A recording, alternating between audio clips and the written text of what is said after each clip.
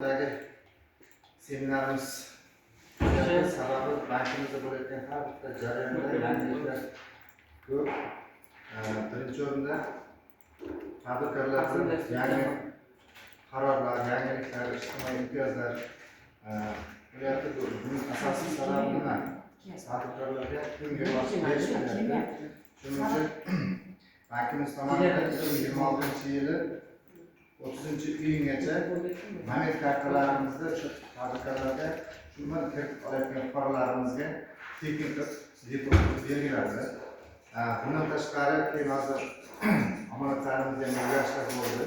Omonatlarimizda 20% edi, 19% ga tushdi omonatlarimiz. Endi 19% ga tushganining sababi onlayn qo'yadigan bo'lsangiz 20% ga qo'yasiz bemalol.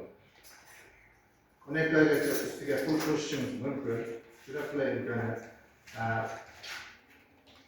Agar siz 3 oy davomida 3 oyga to'lmasdan turib olib qo'yadigan bo'lsangiz foiz hisoblanmaydi.